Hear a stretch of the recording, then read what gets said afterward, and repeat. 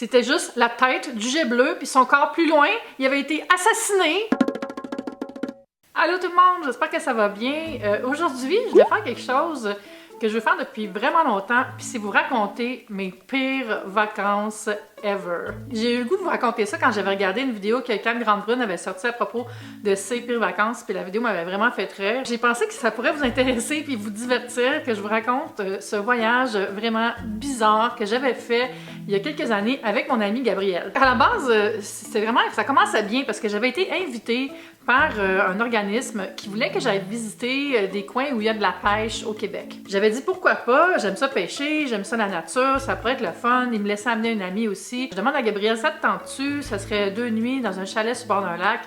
Wonderful. Gabrielle est vraiment full nature, donc c'est le fun de voyager avec elle parce que je sais qu'elle est prête à tout, puis elle est game d'aller dans le lac, whatever, faire des choses, faire des trucs dans la nature. La personne qui m'invite me dit, c'est quoi tes critères, qu'est-ce que tu as le goût de vivre? J'ai dit, ben j'aimerais ça sur le bord d'un lac pour qu'on puisse se baigner, puis pas trop loin de Montréal aussi parce que, tu sais, on sera pas parti longtemps, donc on aimerait ça pouvoir profiter du site, puis pouvoir faire des photos, pouvoir faire du contenu, pouvoir en parler après sur mon blog, toutes ces choses-là. Elle me dit le nom du coin où est-ce qu'on s'en va, j'envoie ça à Gabrielle, puis honnêtement, c'est de ma faute, là, j'ai pas checké vraiment sur la carte c'était où, mais c'était loin.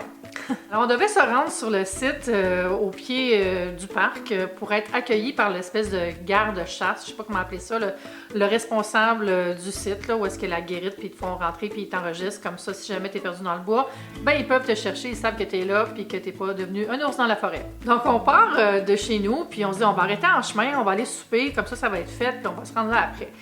On s'arrête de souper, on part, puis là on regarde, puis on comprend que c'est vraiment loin. On n'avait pas réalisé que c'était comme à 4 heures de route. Donc là, je passe des détails parce que j'ai pas nécessairement envie de diss les gens qui m'avaient invité. Là. Je veux juste parler de l'aventure, puis ça, c'était vraiment pas de leur faute. Puis là, pendant qu'on roulait, il s'est mis à avoir une espèce de vapeur qui sortait à travers l'asphalte, là, ça faisait une espèce d'effet de brouillard de Stephen King, super épeurant. Je comprenais pas ce qui se passait, mais il fallait regarder vraiment la route du bon oeil, puis on disait comme « Oh my God, on va tous se rendre, qu'est-ce qui se passe là? » Puis là, il s'est mis à avoir des centaines de crapauds sur l'asphalte. Et là, on roulait sur des crapauds. C'était terrorisant, c'était un cauchemar. Mais c'est pas fini! Alors qu'on avançait, il y a eu un chevreuil sur le bord de la route, un petit bébé chevreuil, là, pas un adulte. Mais il allait pas sauter, mais on l'a vu, on était comme « Ah! » Parce que déjà qu'il y avait les crapauds sur la route, là, c'était n'importe quoi. En plus du brouillard, le brouillard, il faisait un genre d'effet comme ça, là, tu sais, genre vertigo, là. On avait l'impression d'être hypnotisé par la route. C'était vraiment là, pas sécuritaire du tout. Et là, le temps avance. On était comme, on va jamais se rendre au garde-chasse à temps. Et comme de fait, on arrive, puis il y avait un couple qui était là, qui était en train de faire de quoi dans leur auto, je sais pas quoi, là, ils arrangeaient leur bagage. On arrive, c'était fermé. Puis là, le couple m'a dit, ah, il est parti il y a 5 minutes. On l'avait raté de 5 minutes. Donc, qu'est-ce qu'on fait? On peut pas rentrer sur le site, on peut pas aller à notre chalet. On retourne par en arrière et dans encore la route cauchemardesque. Et là, qu'est-ce qui arrive? On croise la voiture du garde-chasse. On dit, oh mon Dieu, monsieur, on est là. Il dit, ben, je peux pas vous faire monter, il est trop tard, il n'y a pas de lumière, c'est dans la roche, vous allez capoter. On dit, OK, fait que là, finalement, on s'est ramassé à l'hôtel. Il a fallu que je paye pour un hôtel, dans un hôtel vraiment bizarre, en haut d'un espèce de bar-salon. Puis là, ce bout-là est correct, on a bien dormi. Le lendemain, on se lève, on déjeune, on reprend la route, on s'en va au site, on rejoint le garde-chasse. On s'en va jusqu'au chalet. Mais quoi? Non, ça aurait été trop facile de se rendre jusqu'au chalet sans problème. N'est-ce pas? N'est-ce pas? La route c'était comme rouler sur Mars, là. Il y avait des trous partout, c'était comme brun bizarre, brun jaune, de la glaise, je sais pas quoi. Des roches grosses comme ça qui faisaient balabalabalabalabam en dessous de la Volvo à Gabriel. J'étais comme, on va scraper ton char, je vais te devoir 1000$ en revenant, c'est pas drôle. On allait vraiment pas vite non plus. On roulait vraiment pas vite, c'était comme, est-ce qu'on va se rendre? Et on s'est rendu. On arrive au chalet. Bon, là, c'était cool. Super beau chalet. Pour vrai, là, c'était vraiment des beaux chalets. C'était comme tout neuf, avec des belles petites chambres, tout cosy, un beau terrain avec plein de belles natures autour, les oiseaux qui gazouillent, le lac en avant, magnifique.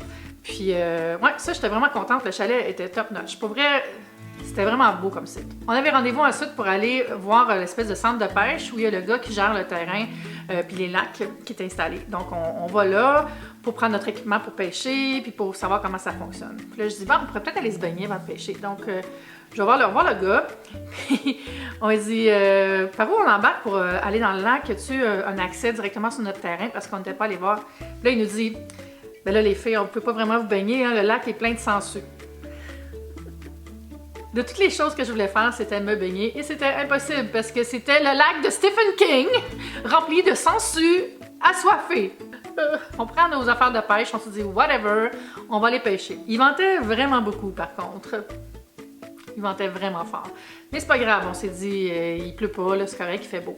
Alors on embarque dans l'espèce de chaloupe, on prend la mare, c'est comme une grosse roche. J'embarque la mare, on prend nos cannes à pêche, on s'en va sur le lac. Mais essayez de pêcher quand il vente. Qu'est-ce qui s'est passé, vous pensez?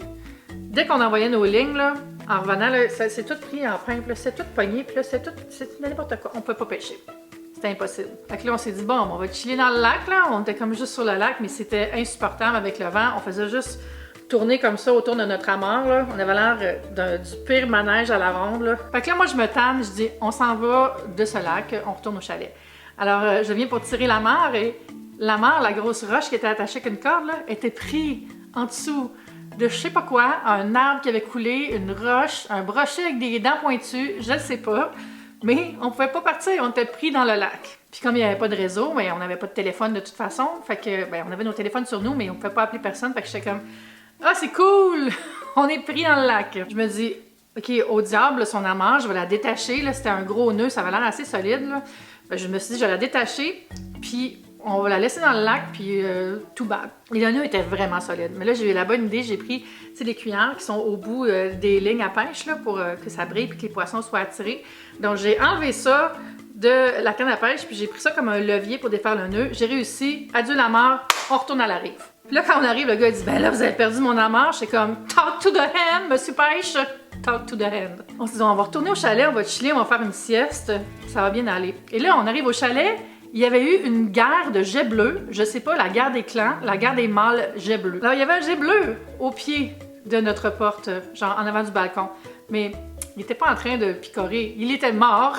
C'était juste la tête du jet bleu, puis son corps plus loin, il avait été assassiné. C'est comme une version du film The Godfather, sauf qu'au lieu d'une tête de cheval, quelqu'un avait laissé une tête de jet bleu au pied de notre porte. C'était un signe, la forêt nous disait de s'en aller. Rendu là, pour vrai, on était juste rendu tellement flabbergasté par tout ce qui s'était passé qu'on le prenait en riant. Gabrielle, c'est la meilleure personne avec qui voyager dans des situations difficiles parce qu'elle a vraiment bon caractère, puis même quand elle est contrariée, elle rit. Donc on avait des faux rires, c'était quand même vraiment drôle. Donc les pires vacances, j'ai eu quand même eu des bons souvenirs de ça. Le soir, on s'est dit, on va faire un beau petit feu, on va se faire à souper, puis ça va être chill. Puis ça a été chill, inquiétez-vous pas, on n'a pas mis le feu à la forêt. Nos bagages étaient déjà prêts à partir le lendemain matin. On a embarqué les trucs de l'auto. On est encore passé dans la zone martienne avec les trous partout. Puis ensuite, on est parti.